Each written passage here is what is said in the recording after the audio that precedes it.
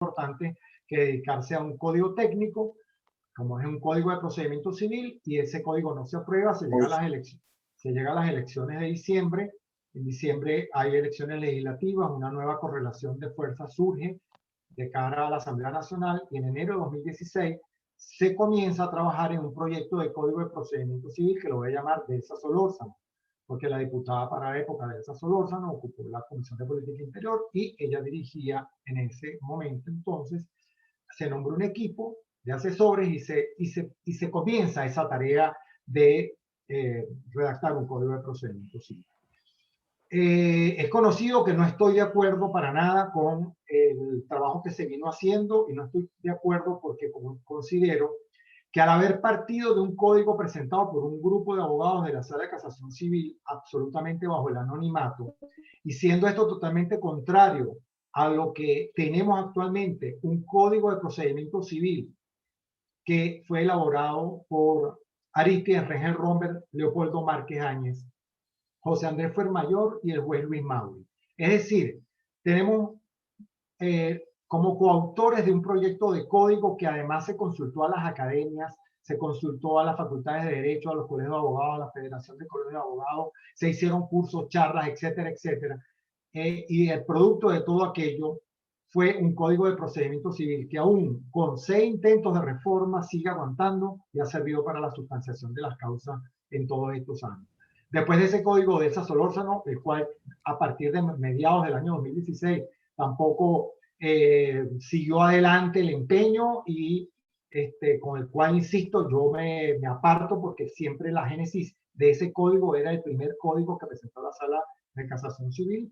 Se dicta una sentencia en el año 2017, en concreto el 28 de julio de 2017, hay una sentencia de la Sala de Casación Civil que reforma el Código de Procedimiento Civil. Si se quiere, es una primera reforma porque deroga los artículos 320, 322, 322, 323 y 522, todos relativos al recurso de casación. Es decir, de un plumazo se termina la réplica, la contrarréplica, la casación con reenvío, etcétera, y se establecen unas nuevas normas procesales en cuanto a la casación. Después de esta reforma por vía de jurisprudencia normativa de 2017, en el 2019, la sentencia 397 del 14 de agosto del 2019, de la Sala de Casación Civil también, una ponencia conjunta, establece el llamado procedimiento único. Y resolviendo un recurso de casación que tenía 10 años pendiente el caso en tribunales, desde que empezó, si mal no recuerdo, en San Cristóbal hasta esa sentencia, entonces se establece un llamado procedimiento único, se aplica un control difuso con el cual se suspenden todos los artículos del Código de Procedimiento Civil, y ante aquella barbaridad, el doctor Rafael Badel Madrid y yo interpusimos un recurso de revisión ante la Sala Constitucional, el cual aún a esta fecha pende de decisión.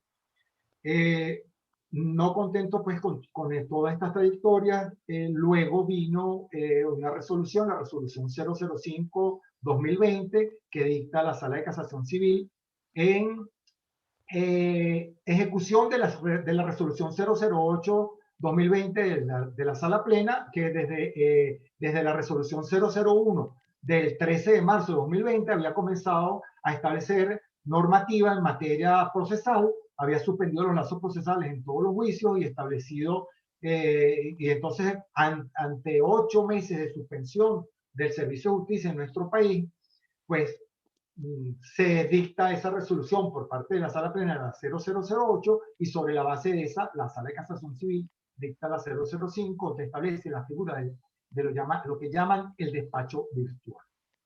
Esto, digamos, es una compilación de todos los intentos de reforma, y finalmente el 22 de febrero de este año es colgada en la página web del TCJ una noticia donde se dice que un grupo de jueces, digamos, anónimamente también, no se sabe cuáles son ese grupo de jueces, entregaron al presidente del Tribunal Supremo de Justicia un proyecto de Código de Procedimiento Civil. Es un proyecto que tiene 80 artículos, y ese proyecto, pues, por supuesto, entendemos que no es más que las letras gruesas de algunas ideas que esperamos esas ideas se puedan seguir desarrollando para que tengamos la posibilidad de opinar todos los que como abogados somos parte del sistema de justicia, tenemos algo que decir. De manera, Arturo, que esta es una brevísima compilación de la historia de los embates que ha tenido este Código de Procedimiento Civil.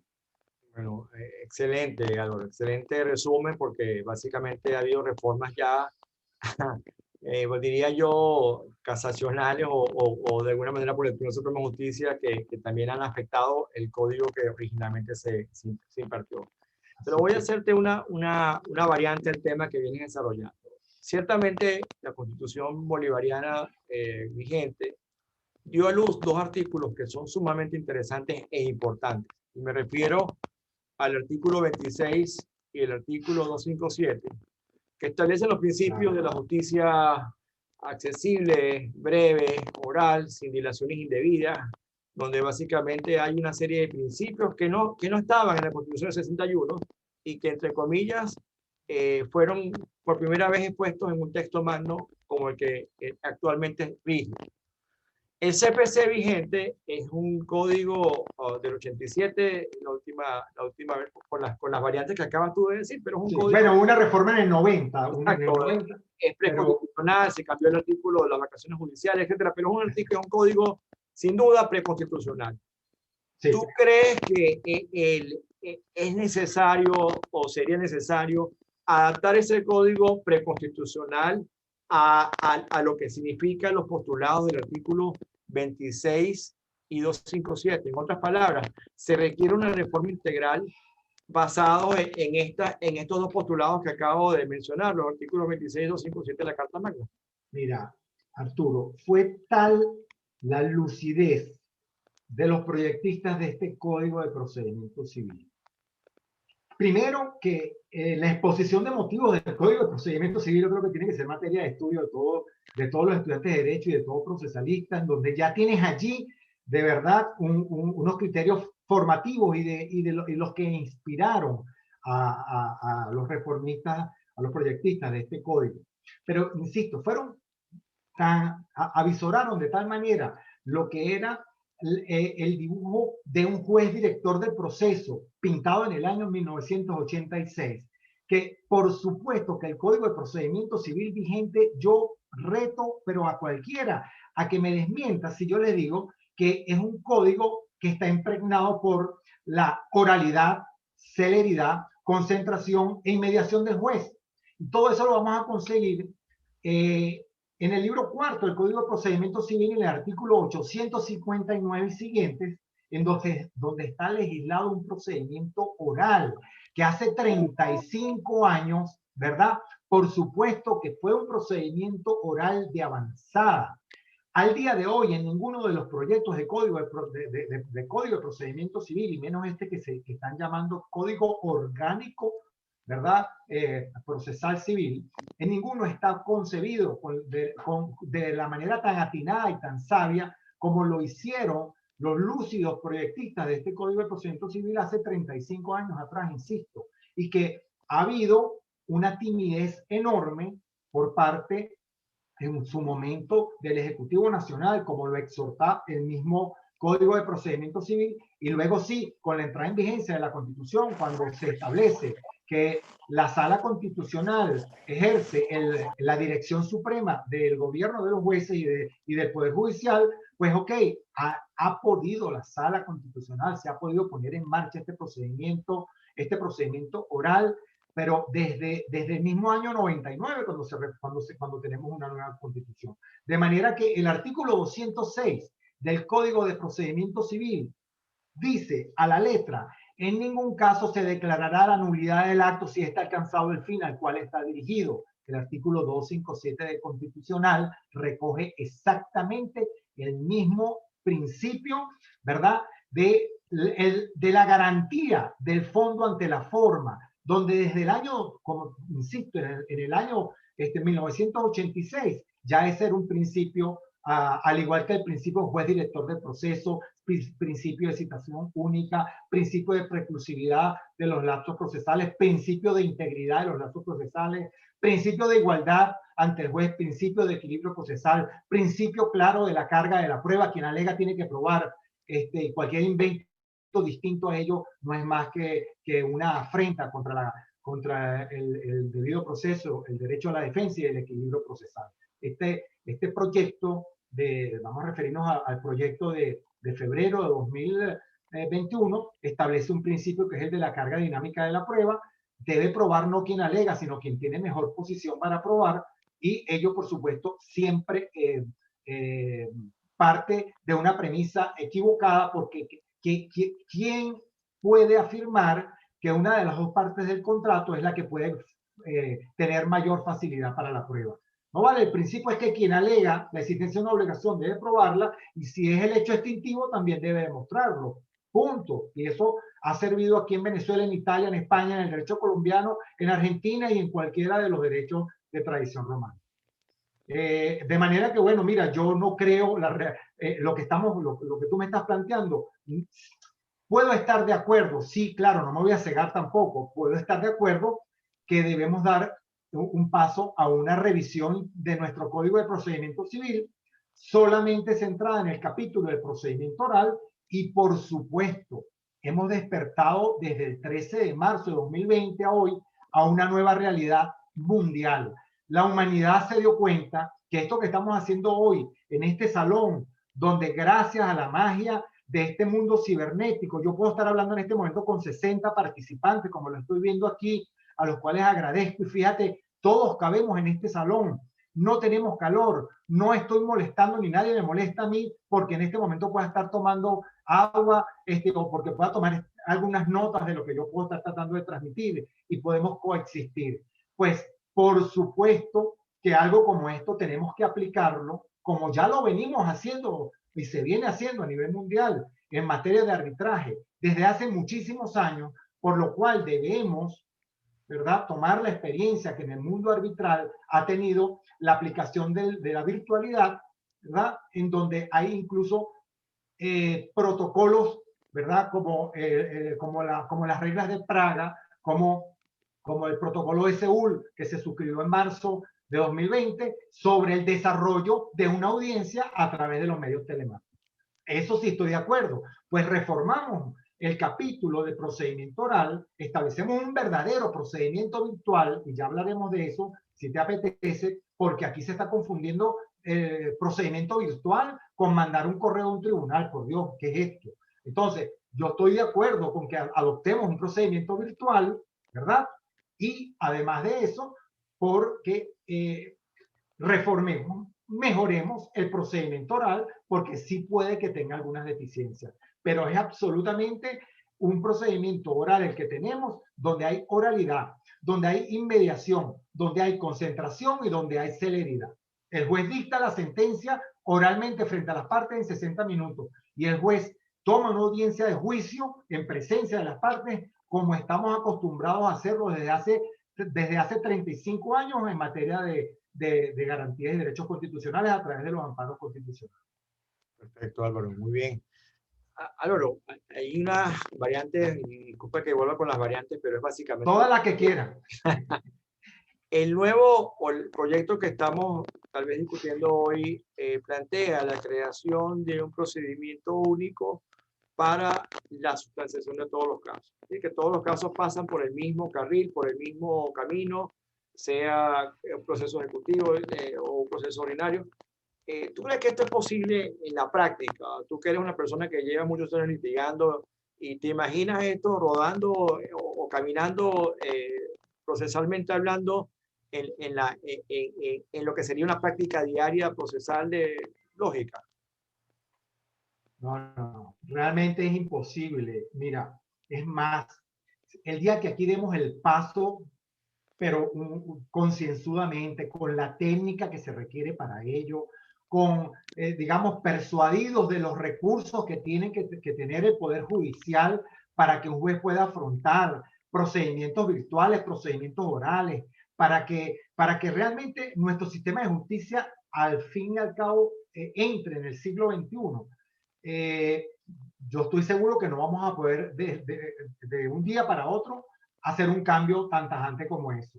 O sea, esto sería tanto como, y no sé si la comparación puede servir, nosotros aún somos jóvenes y nos hemos adaptado a este mundo virtual, pero si buscamos personas un poco mayores que nosotros y le decimos de un día para otro, mira, ahora tengo una clase por Zoom, ¿verdad? Les va a costar mucho y sobre todo interactuar. Mira, puedes levantar la mano y espérate que estás en el salón, mándalo a pasar. Mira, por favor, usa el chat. Señores, levanten la manito. El que quiera hacer una pregunta que la ponga. Esto tiene un lenguaje, esto tiene toda una serie de implicaciones que hay que familiarizarse con ellas.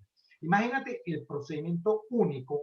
Pareciera que solo se pensó en un cobro de bolívares, en una relación contractual ordinaria. Oye, por Dios, pero si las relaciones jurídicas son de tan variada naturaleza, que el legislador del Código de Procedimiento Civil sabiamente, en un libro llamado de los procedimientos especiales, estableció el juicio por intimación, el procedimiento de ejecución de hipoteca, el procedimiento de ejecución de prenda, el procedimiento de ejecución de créditos fiscales, que luego lo deroga el Código Orgánico Tributario, los procedimientos que tienen que ver con el contencioso de familia, interdicción, privación de patria potestad, los juicios posesorios, etcétera, donde cada uno de ellos tiene su particularidad.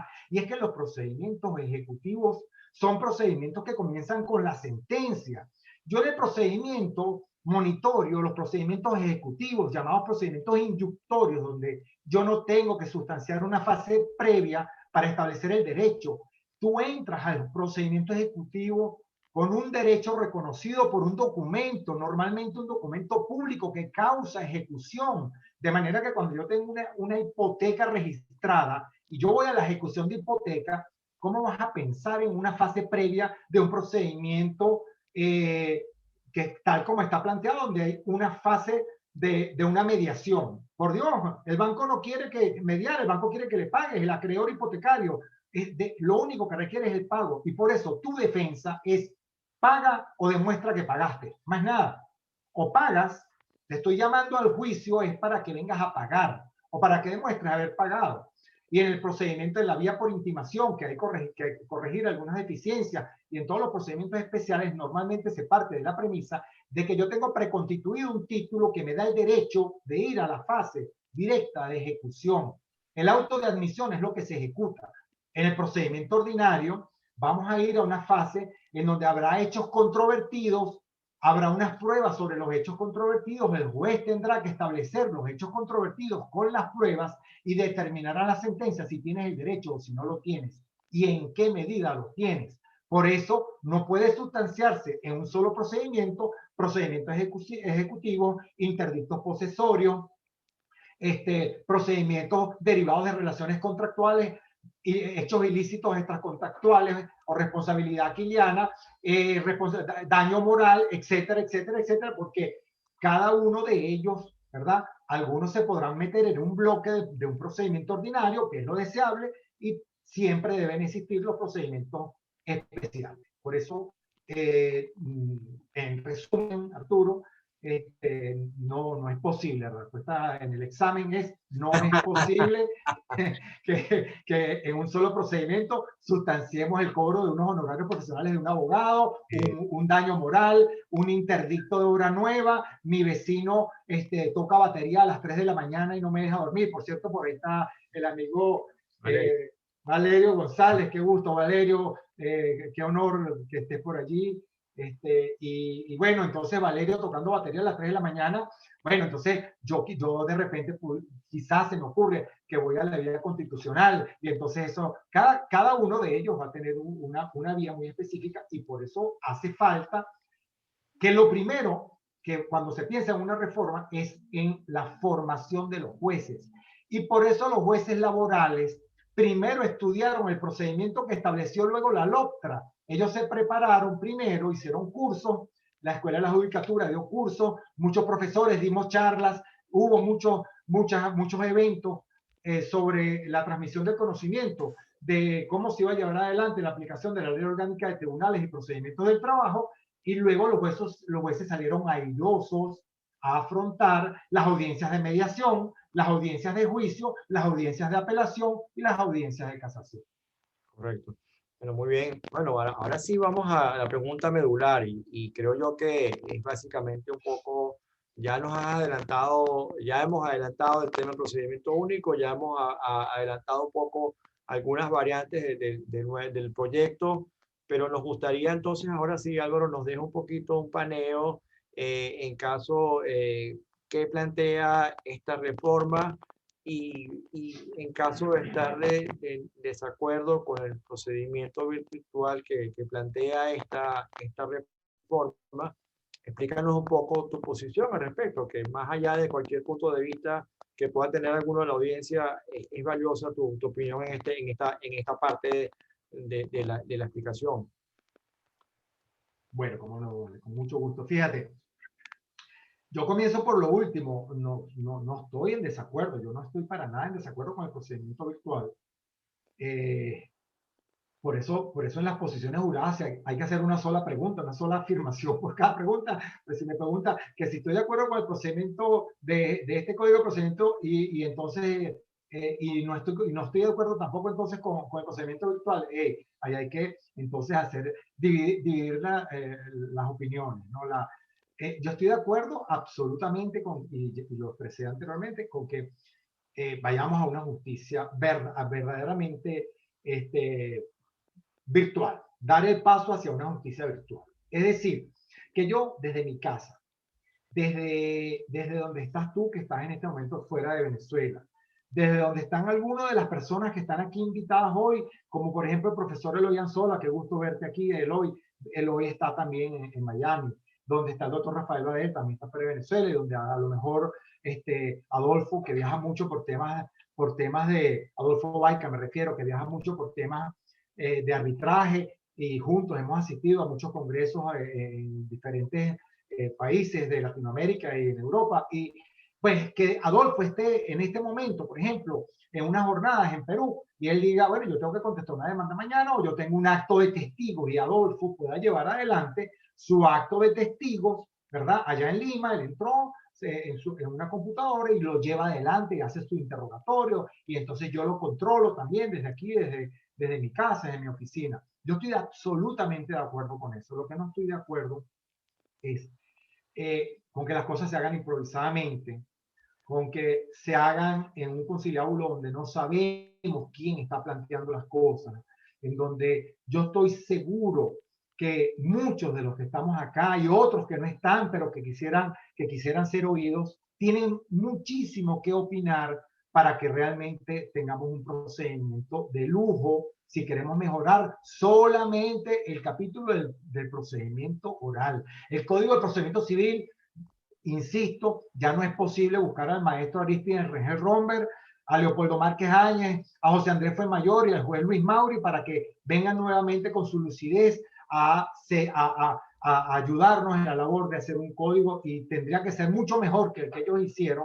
tarea muy complicada para que nos pongamos a estar tocando toda la estructura de un código de procedimiento civil. Recuerda que es un código absolutamente técnico, no puede ser visto bajo una perspectiva que no sea la técnica, porque si es una perspectiva política o si es una perspectiva de cualquier otra naturaleza, vamos a desvirtuar lo que él tiene. Entonces, en concreto, estoy de acuerdo con la justicia virtual, pero totalmente la justicia virtual, con todo lo que ella implica, el expediente digital, la encriptación de la documentación, la existencia de un órgano certificador, en este caso tendría que ser el Tribunal Supremo de Justicia, para que garantice, ¿verdad?, que cuando Álvaro Badel, con su firma digital que ha sido registrada, envía una actuación, eso esté absolutamente garantizado, que va a producir efectos jurídicos. Y eso me interesa a mí, le interesa a mis clientes y le interesa al Poder Judicial. Y además encriptada de tal manera que no sea posible que cuando yo dije, ¿verdad?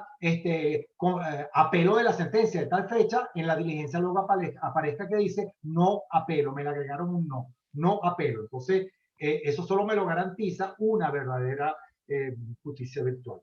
El resumen de lo que están proponiendo, y que yo insisto, yo estoy seguro que esta propuesta es apenas un primer papel de trabajo, tiene que ser así, Incluso estamos hablando de una propuesta de 80 artículos, en donde hay artículos que dicen ver 795, en concordancia con el 350, y tiene solamente 80. De manera que esas son pistas que le dan a uno para llegar a la conclusión de que esto es apenas las letras gruesas de un capítulo del código, que es el procedimiento.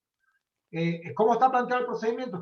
Fíjate, y lo llaman el procedimiento para ir hacia una justicia finalista, una justicia oral, con celeridad, con inmediación, lo que yo te digo que ya existe. Bueno, entonces ahí se plantea una demanda por escrito, con una contestación de demanda por escrito, el auto de admisión formal por escrito, luego de eso, bueno, por supuesto, cuando digo por escrito, yo hago una demanda y la remito al tribunal vía correo electrónico, pero luego el tribunal, que además el correo electrónico de todos los tribunales en este momento son están codificados como gmail.com, de manera que cuando yo litigo en Venezuela con un tribunal, al tribunal primero de primera instancia civil y mercantil de la área metropolitana de Caracas, su correo electrónico está adscrito a la red Gmail, que es del gigante pues, Google, y que el órgano certificador me imagino que está en Silicon Valley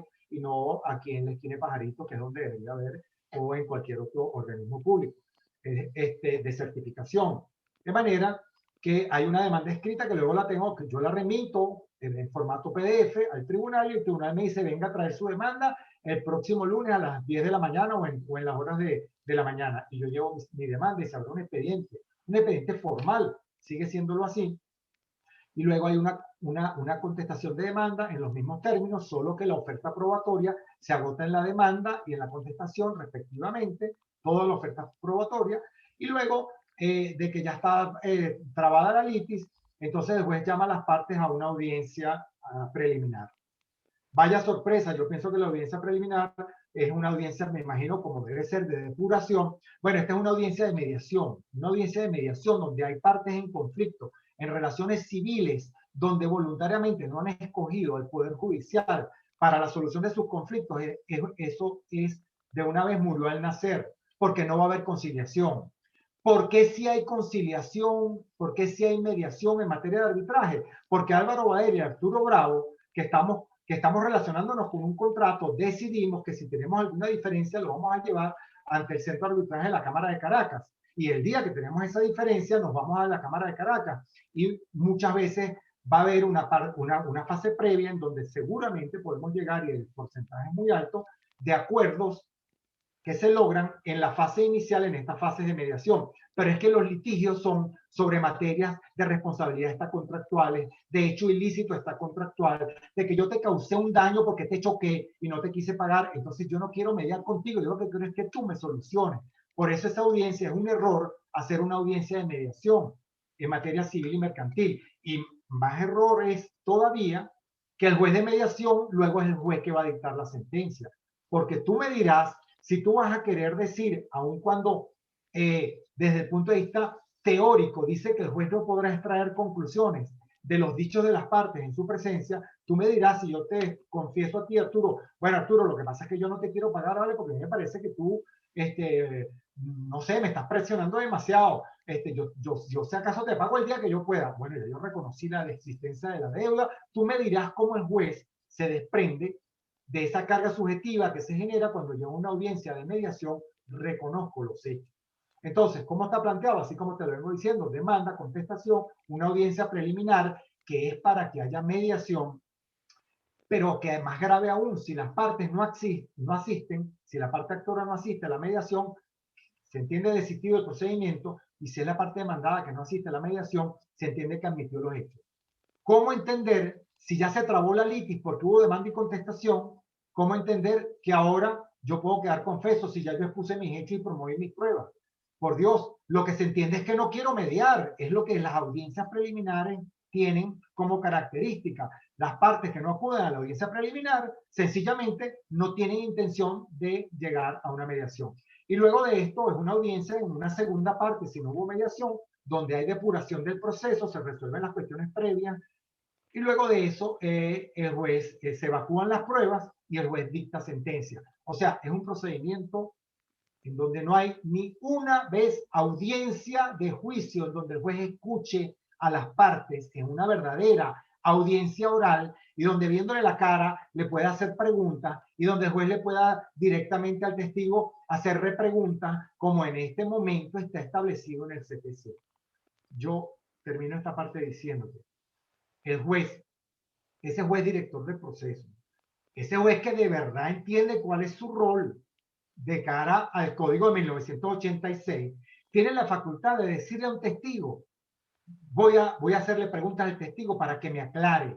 Tiene la facultad de llamar a las partes sin juramento para decirles, yo no entiendo porque usted está diciendo que esta relación es una relación de comodato, pero por aquí me están consignando unos recibos de pago, si el comodato es un préstamo de uso gratuito. El juez puede decidir que la declaración del testigo se lleve a cabo en el lugar en donde se han de referir sus deposiciones. El juez puede ordenar la reconstrucción de pruebas, etcétera. Entonces, hay una serie de elementos que están previstos en nuestro Código de Procedimiento Civil vigente que apuntan a un juez proactivo, a que ese juez proactivo en estos 35 años de vigencia no haya hecho uso, no esté ni siquiera persuadido de los poderes que tiene. Bueno, ya eso es otro tema. Ese es un tema de las cátedras, de los estilos, por supuesto, de la formación de cada uno de los profesionales y de la responsabilidad de cada juez. Sí, me recuerda mucho este procedimiento a los actos conciliatorios entre marido y mujer, que está en CPC, que tenían que ir al tribunal, si no iban, se entiende el sentido. Sí, sí. A mí me tocó uno el día 11 de abril. Y hubo audiencia ese día.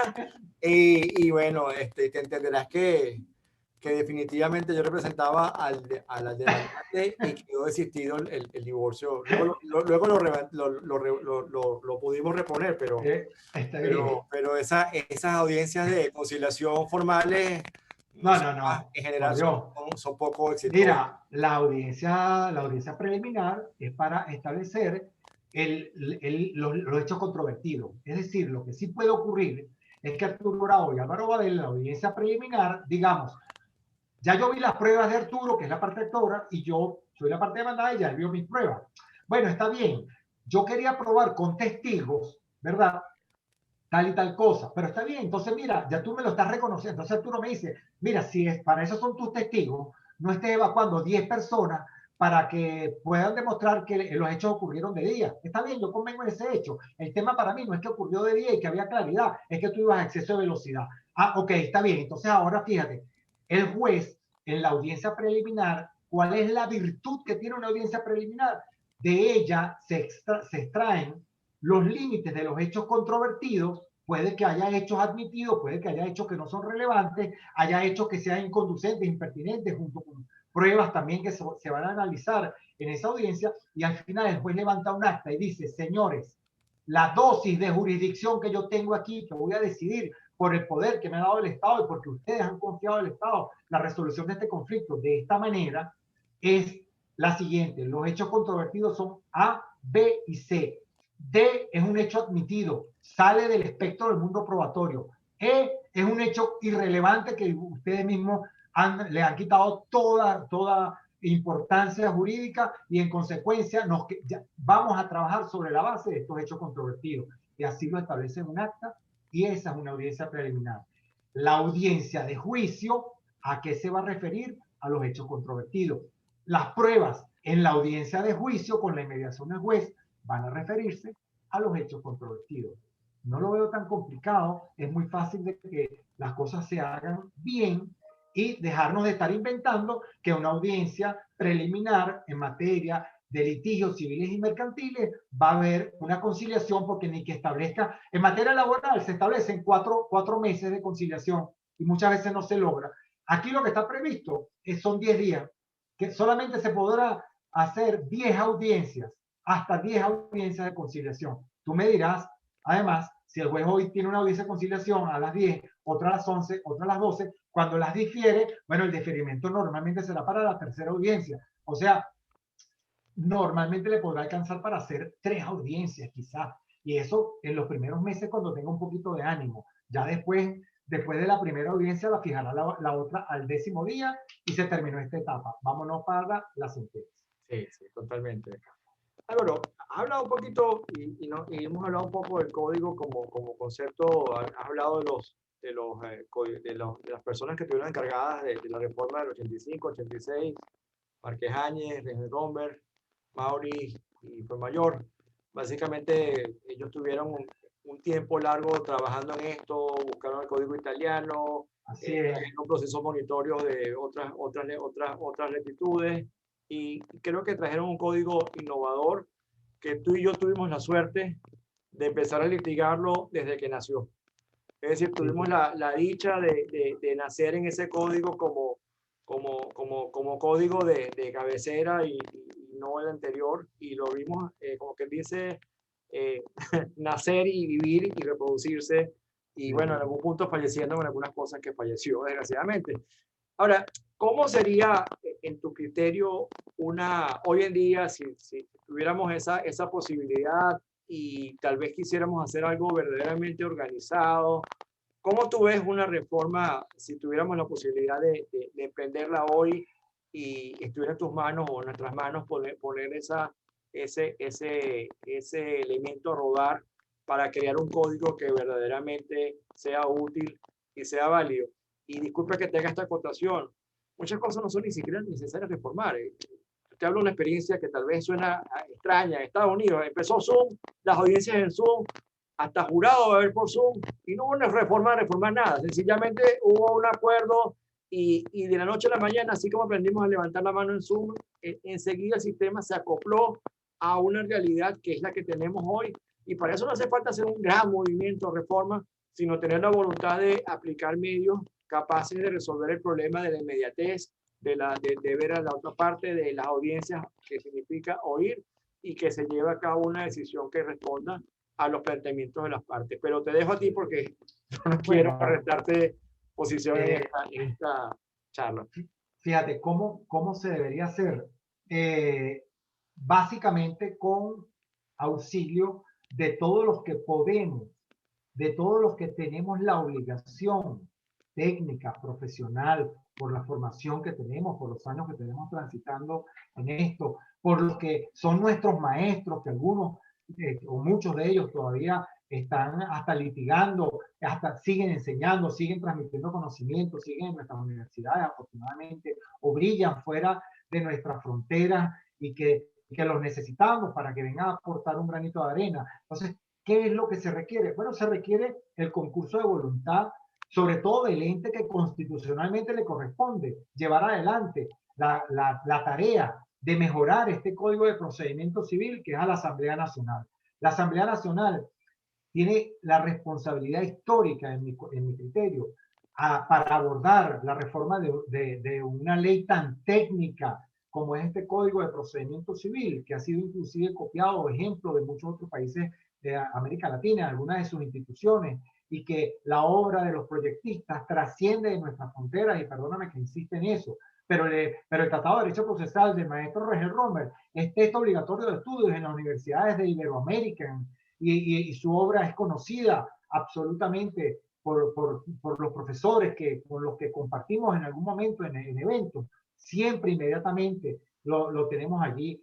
El maestro Rodrigo Rivero Morales, que lo vamos a homenajear la próxima semana, brilla con luz propia como uno de los mejores procesalistas contemporáneos en Venezuela. El profesor Salvador Januzzi, que es nuestro decano de la Facultad de Derecho, y así te podría nombrar a muchas personas. Entonces, en resumen, mira, las universidades tienen que ser invitadas, pero de lujo con urgencia. Las facultades de Derecho de las universidades tienen que asistir, tienen que ser invitadas a opinar, para que a través de sus institutos de investigación dentro de las universidades, de las cátedras de derecho procesal, de las cátedras de derecho probatorio, tenemos los mejores probacionistas como profesores de la Universidad Católica Andrés Bello, y eso ha quedado demostrado en la jurisprudencia a lo largo de estos más de 40 años de decisiones acertadas en materia de derecho probatorio. Entonces, las universidades,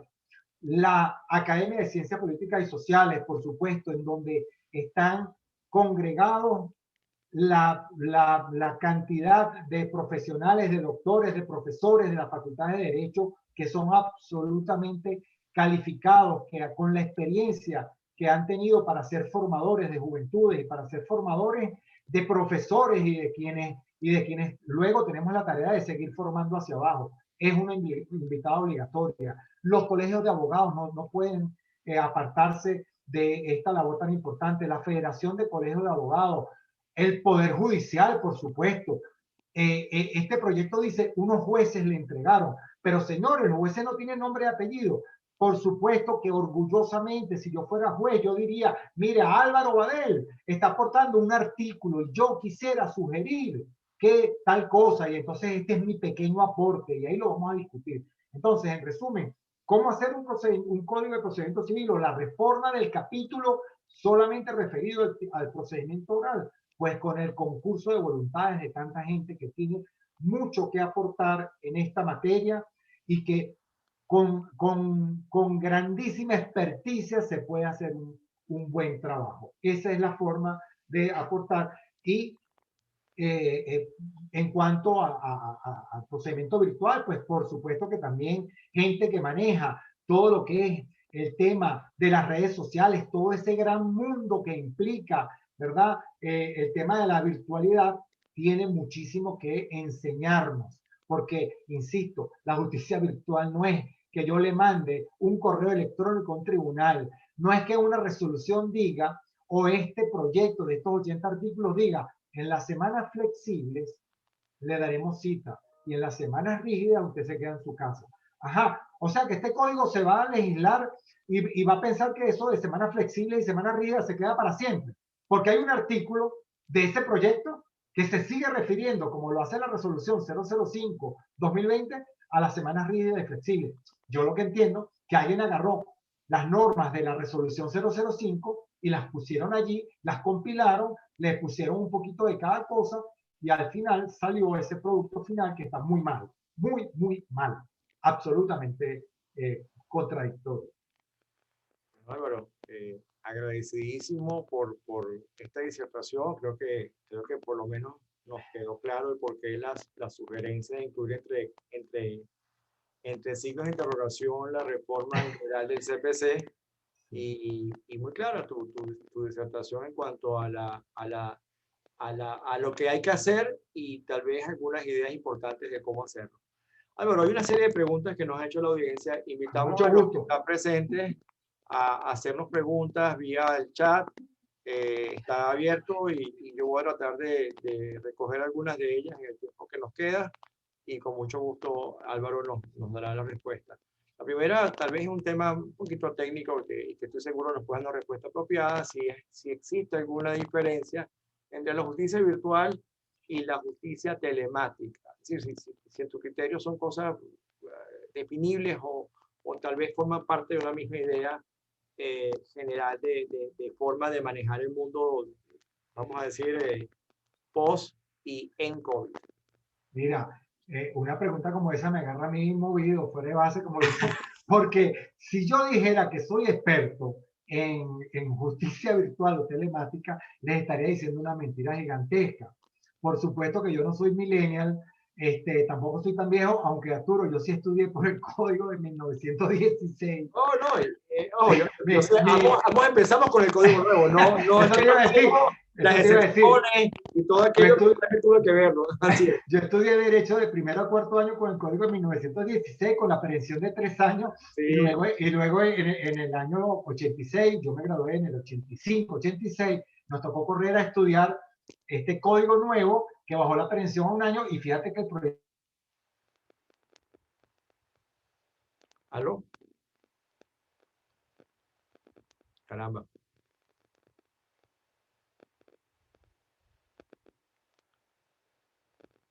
Álvaro.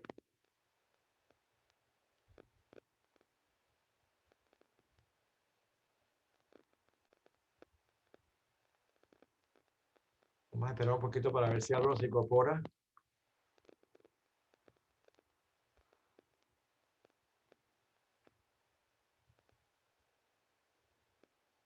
Pareciera que se nos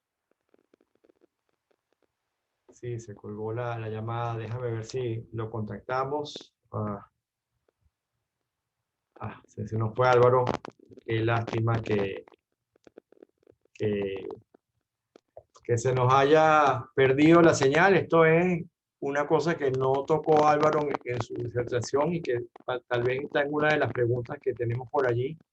Es que básicamente la infraestructura para alcanzar la virtualidad o la telematicidad en el proceso venezolano está todavía bastante crítica, aunque en mi criterio eso no es excusa para por lo menos avanzar en esto.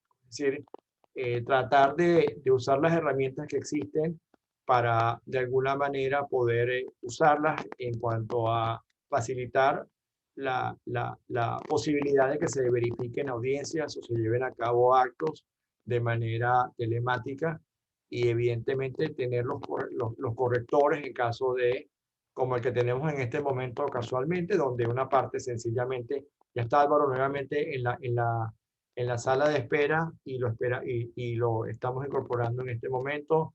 Álvaro, no sé si estás en línea, déjame ver para darte on mute. Ya voy para que se pueda, bueno, Álvaro Badel. Es, Álvaro, eh, Álvaro, ¿me escuchas? sí te oigo, pero no puedo prender el video. Ya te voy a dar acceso al video. Ya un segundo, Álvaro. Tú sabes que estaba justamente aprovechando el detalle para explicar que estas son de las cosas que deben discutirse, que es la infraestructura del país nuestro en cuanto a la capacidad de poder eh, enfrentar problemas como que no hay señal, no hay internet, no hay luz, no hay agua, y que eso también. Tienes que hacerme coanfitrión, creo. Sí, yo estoy en esto, pero créeme que ya estamos en esta parte. Ya déjame un tico para ver aquí. Tengo un segundo, Álvaro, ya estoy en esto. Para hacerte copy. Un segundo, Álvaro. Permíteme que. No Dame un hay segundo. problema. No hay ningún problema. Pero si me están escuchando todos, no hay problema. Estamos escuchando perfectamente. Entonces no me ve mi cara, pero no. No hay problema. Mira, no hay problema con que no me vean, con que me escuchen es suficiente. Y bueno, sí, lo que nos acaba de ocurrir en este momento son las cosas que pueden ocurrir en la justicia virtual. Y te comento, si me estás oyendo, ¿verdad? Sí, te estamos escuchando perfectamente. Perfecto. Entonces te comento justamente. Para que se le permite la cámara, Álvaro, por favor. Te comento, no te preocupes, Arturo, y te comento brevemente. Justo en marzo del año pasado, ya se venía estudiando, pero en marzo del año pasado se dieron pasos agigantados para la aprobación del protocolo de Seúl que rige en el centro de arbitraje en Seúl para las audiencias virtuales. Y fíjate que uno de los renglones del protocolo, donde hay una serie de máximas que se adoptaron, una de las máximas que se adoptaron fue que toda audiencia virtual tiene que contar mínimo con 2 medios telemáticos al mismo tiempo. Para que si ocurre esto que está pasando en este momento, estamos en una audiencia, por ejemplo, de juicio, o estamos en una audiencia de evacuación de testigos, y yo tengo al mismo tiempo esta pantalla que tengo en mi computadora, pero tengo una laptop, la cual no requiere, digamos, podría estar sin enchufe, etcétera, y la tengo totalmente lista para que cuando ocurra lo que acaba de ocurrir, entonces tengamos una alternativa. Hay una serie de principios que se aprobaron en ese protocolo de Seúl que lo están siguiendo la mayoría de los centros de arbitraje. Ok, entonces aquí dice que yo debo iniciar mi video, yo lo inicio haciendo... Ok, perfecto, ya estamos listos. Gracias, aquí regresamos. Bueno, ya estábamos casi que concluyendo. Y yo no sé de verdad distinguir entre la audiencia telemática y la audiencia virtual. Para mí, yo tengo la idea, sí quizá, o lo que sí estoy convencido, que enviar a un tribunal un escrito de contestación de demanda por un correo electrónico y esperar que ellos me digan, ahora usted tiene que venirlo a traer y tiene el lunes a las 10 de la mañana que venirlo a traer, a mí se me plantean y ya me han planteado, ya yo tengo colegas que me han planteado dudas que le han surgido porque, por ejemplo, ese lunes cuando iba para tribunales, le quitaron el maletín en el metro y se llevaron la contestación a la demanda en físico con las firmas que habían estampado. Entonces, ¿dónde se queda el expediente? En el expediente que estaban por formar físicamente o en el expediente virtual. Por supuesto que yo entiendo que es un expediente virtual que se está llevando, que no requiere de papeles, que hay un espacio en el mundo virtual que lo va a ocupar el expediente 001 guión cualquier cosa, y ese lo diferencia del 002 y del 003, etcétera, etcétera. Y es la forma en la que se llevan adelante, por ejemplo, las transacciones a través de las blockchain, y por eso existe todo ese mundo tan misterioso, tan amplio y tan interesantísimo del tema de las criptomonedas, donde yo soy dueño de un patrimonio que es absolutamente inmaterial, donde está llamado a circular sin que se requiera la emisión de ningún papel. De manera que quizá la diferencia entre virtualidad y entre la telemática tiene que ver con aspectos que técnicamente al final para nosotros lo que nos interesa es que yo estoy alegando a través de un instrumento, que ese instrumento no requiere tener una materialización, sencillamente es una declaración de voluntad, que yo la hago llegar a un ente que es el competente constitucionalmente para ello, que es el Poder Judicial, y en concreto es el juez que tiene competencia para el caso, y que él recibe mi manifestación de voluntad, él tiene un ente certificador que le garantiza que esa es mi firma electrónica, y que cuando él cita a la parte que estamos llamando a juicio, va a garantizarle su derecho a la defensa, su derecho de alegación.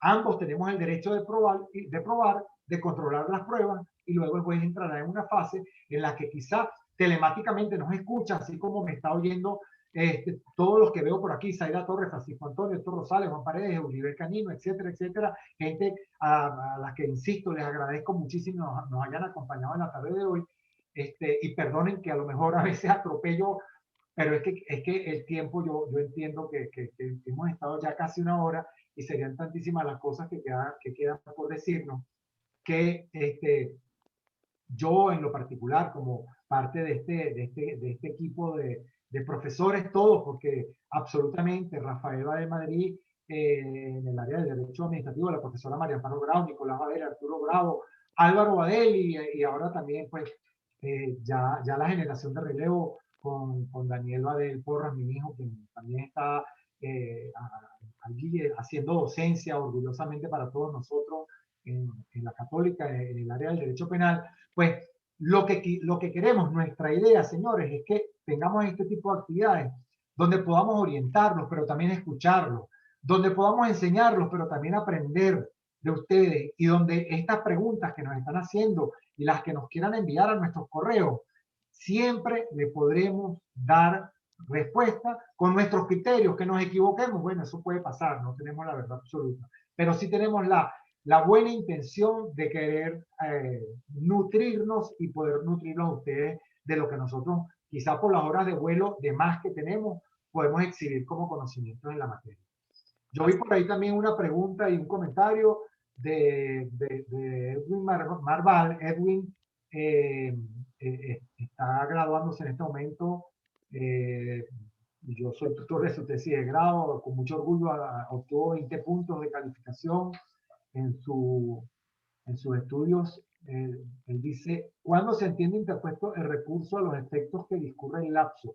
¿Cuando se envía por vía de correo electrónico o cuando se comparece al tribunal para la entrega física? No hay ninguna duda, Edwin, para todo, que si los días de despacho, y nos los advierte así la resolución, dice: los días de despacho se llevarán a cabo dentro de las semanas rígidas y las semanas flexibles, de manera que en esta semana que estamos en un híbrido, que yo no sé al final cómo la vamos a definir, están transcurriendo días de despacho, y el que tiene que apelar dentro de los 5 días siguientes a que se produjo una decisión, y esa decisión se produjo el viernes pasado, hoy es el 4.º día, y mañana es el 5.º día, y él apela mañana el 4.º día, hoy el 4.º día o mañana el 5.º día, y le dan cita para la semana que viene. La cita que le están dando para que lleve el físico, evidentemente lo vas a estar llevando fuera del lapso de apelación, pero el principio de preclusividad no me lo puede cambiar una resolución. Cuando a mí me dicen que yo tengo 3 días para recusar, 5 días para apelar, 20 días para formalizar, 10 días 40 días para formalizar, 20 para impugnar, un día, el mismo día o al día siguiente para pedir una aclaratoria, yo lo voy a hacer en vía virtual y voy a computar. Yo lo único que tengo que ingresar en el calendario del tribunal y verificar si hay despacho virtual. Y si sí hay despacho virtual, ese día es hábil para todos los efectos legales. ¿Ok? Gracias a ustedes. Excelente, Álvaro, excelente disertación. Creo que, por lo menos creo que de mi lado quedé satisfecho con toda la cantidad de cosas que nos trajiste hoy. Por ahí un par de comentarios que básicamente ratifican un poco esto. Uno de ellos dice que cuando se hizo la DOCTRA o la Ley Orgánica Procesal de Trabajo, se odió, se dejó a un lado el CPC y al final tuvieron que acudir al CPC para muchas cosas que no pudieron cubrir en ese texto legal, que hubo un par de proyectos pilotos que Sí. tratan de manejar el procedimiento oral. Pedro Ramos fue alumno mío en Valencia, excelente profesional, lo estimo mucho, lo respeto mucho y estoy de acuerdo con él. Y es que las bondades del Código de Procedimiento Civil se exhiben en materia laboral, en materia agraria, en materia incluso constitucional, porque tú vas a hacer una recusación en materia constitucional y la ley orgánica del Tribunal Supremo de Justicia no establece qué es una recusación y cuáles son las causales. Y cuando tú estás en el Código Orgánico Tributario igual, entonces tenemos un código que, insisto yo, lo he alabado durante estos 35 años y lo seguiré haciendo hasta tanto sea reformado y ojalá que entonces tenga cosas que decir de la reforma parcial, cosas buenas, pero al final es un código que se va a aplicar, ¿verdad? Por remisión de las leyes procesales a este código de procedimiento civil. Sí, te anticipo que el problema es que tenga creo que en el código lo leí, los 80 artículos, y la recusación no había causales. Es decir, no hay. No hay causal, entonces básicamente de dónde vamos a sacar la recusación, bajo qué causal vamos a recusar. Claro, bueno, fíjate que la amistad íntima, la emisión de opinión son básicas, pero evidentemente hay una cantidad de causales que son más específicas. Álvaro.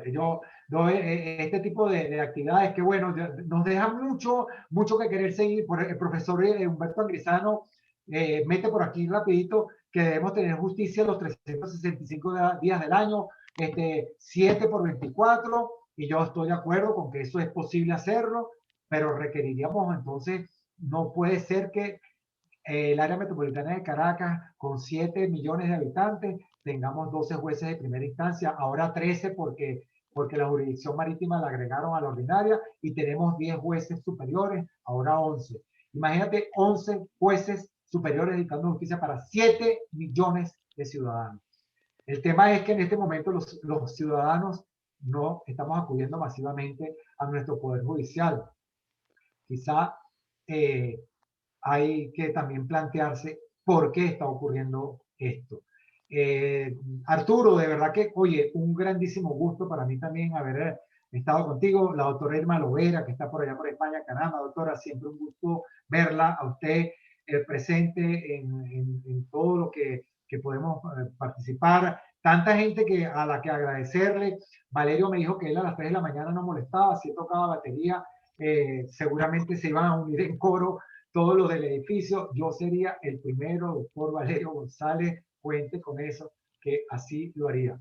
Un gran gusto para mí. Yo creo que le podemos decir a la gente, Arturo, sin temor a equivocarnos, que esto debería tener una parte 2. Totalmente. Y reconocer al doctor Rafael Badel Madrid, a mi hermano y fundador de nuestro despacho de abogados, y quien merece todos los méritos de que Badel Grau esté hoy dictando cátedra por acá. Que bueno, que él lleve la batuta. Yo soy un soldado más del equipo y cuando así lo deseen, yo quisiera invitar a hacer un conversatorio ya invitando formalmente a los profesores de Derecho Procesal, porque yo creo que tenemos que oírnos entonces entre los profesores y que muchos de ustedes, nuestros alumnos que están aquí presentes, nuestros alumnos de pregrado, de posgrado, de especialización y de doctorado, pues hagamos peso específico. Y si me compran la idea de que solamente hay que reformar el capítulo de procedimiento oral, podemos hacer un buen trabajo. Y si tenemos que darnos a la tarea de hacer un código nuevo, no tenemos miedo, de trabajar todos juntos en un proyecto de código, dígame si lo llamamos código orgánico, procesal, civil, bueno, es que vamos a hacer un monstruo. O sea, el código de los códigos. Eso sería, tenemos que emular y superar a nuestros maestros, a los que ya hemos nombrado varias veces, que son los proyectistas de este código. Álvaro, un placer. Todo mío, todo mío. Como no sé si lo tienen claro, pero lo pongo en la mesa.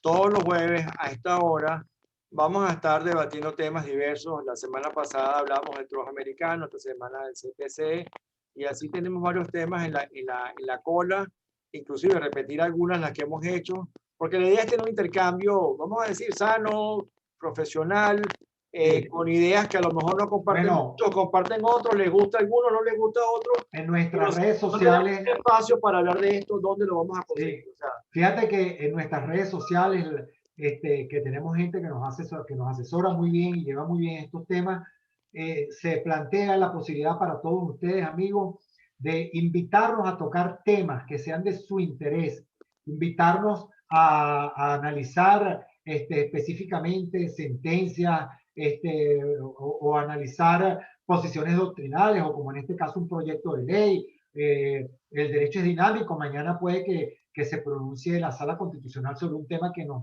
obliga a que conversemos. Entonces, ustedes tienen la batuta también en la mano y nosotros con muchísimo gusto estaremos interactuando para todos ustedes.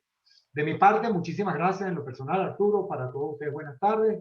Y bueno, nada, seguimos conectados a través de este mundo telemático. Seguro, gracias a todos. Gracias por sus saludos a todos. Bien recibidos, muchísimas gracias.